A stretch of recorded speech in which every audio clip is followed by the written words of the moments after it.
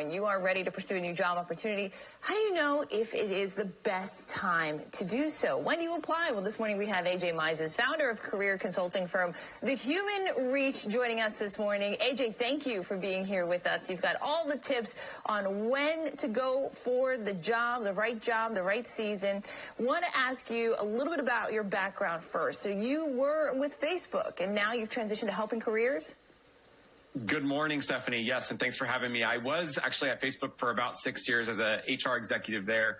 Have, though, 20 years of experience working in HR and in career coaching, and I founded my company about 4 years ago to help people live their best lives and work in roles that really light their feet up when they wake up in the morning. Awesome. So we definitely appreciate you, and thank you for joining us here. Now, one of the tips that you give is that job seekers should look for Q3 or Q4 in their job search. Why looking for those quarters especially, and what does that mean? What difference does that make? Absolutely. So, there's a lot of things that go into Q3 and Q4, and there's actually 4 reasons why this is a really great time to look for a role. And the first is that many companies finalize their annual budgets in Q3 and Q4, which leads to a surge in hiring, and they're also trying to meet end-of-year goals to prepare for the next fiscal year. The other reason is that there's a holiday season turnover. So there's a lot of folks who are changing careers, or maybe they're making a move for themselves and their families, so they're reevaluating career paths, which create more job openings. The third reason is strategic planning. So organizations are frequently assessing their workforce needs for these quarters. And then lastly, this is actually kind of a myth, but there's less competition during this time because a lot of people take their foot off the gas in a career search in Q4, especially over the holidays, which reduces competition among candidates and increases the chances of you securing a role. Now, what are the best ways that you suggest people prepare during those times?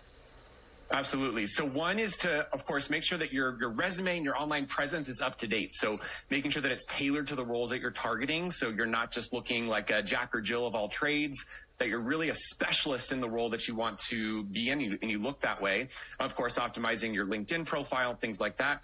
The second is networking. So fun fact, 80% of jobs that were hired in the last 12 months, and according to a study on LinkedIn, were not posted. So what does that mean? That means that people were networking to get those jobs, right? They were meeting with people at the right time in order to land an opportunistic role.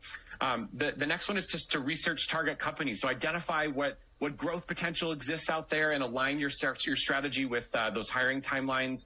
And then also skill enhancement. So take that course you've been needing to take, or go back to school if you need to, or obtain a certification that's relevant to the desired role that you want so that it'll make you a more competitive candidate. So with all this technology, human connection is still the #1 way to get things going. And then once you actually get the job, what do you suggest you do to start off strong? So the first is you got to listen. You got to understand the company culture and take time to observe and adapt to the culture. So looking at communication styles and decision-making processes, who the different leaders are in the team, who has pull, who doesn't, and just overall dynamics. And then really understand what are the goals of your role and how does that fit into the larger context of the organization that you're going to be in?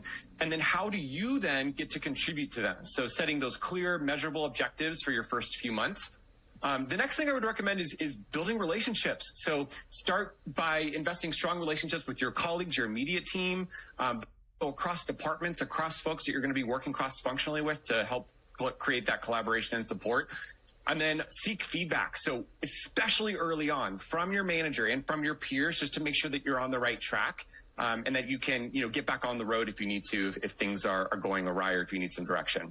AJ Mizes, thank you so much. Just quickly tell everyone, how can they find you if they want more? Absolutely. You can find us at thehumanreach.com. Thank you so much. And we're going to have more to come later today. A special